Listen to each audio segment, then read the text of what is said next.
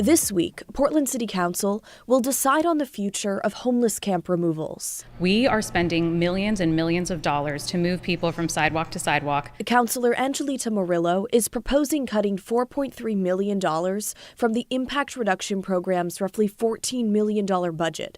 That's the team responsible for removing homeless camps.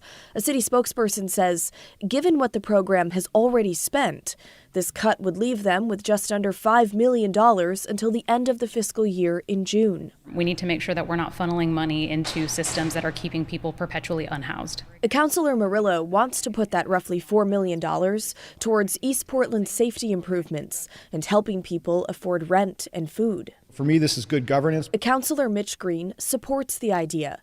He says the mayor's budget covers 4,000 campsite removals this fiscal year, but that the city is on track to complete more than 6,000. It just cuts the excess and additional campsite clearance budgets that we think are wasteful.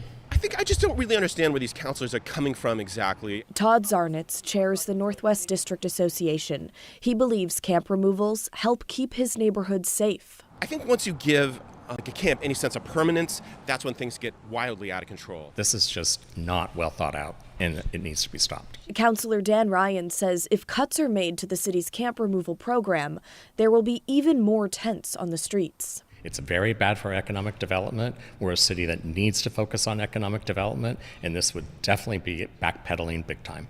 In a newsletter, Mayor Keith Wilson warned, in part, defunding our citywide impact reduction program mid-year would likely result in service reductions of up to 75% for the remainder of the fiscal year.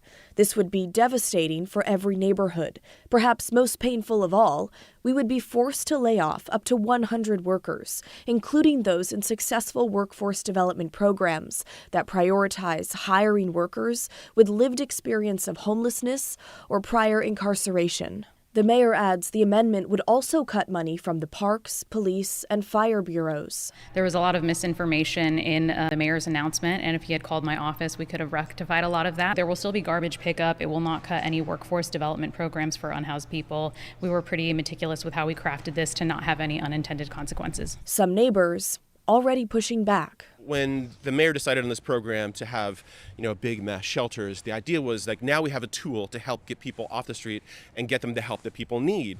And now we have the city council fighting them, saying no, we don't want to take people off the street. They deserve to be there. And it's absolutely outrageous. We're really just trying to help those who are most impacted, and people who are housed and unhoused deserve to live a life of dignity.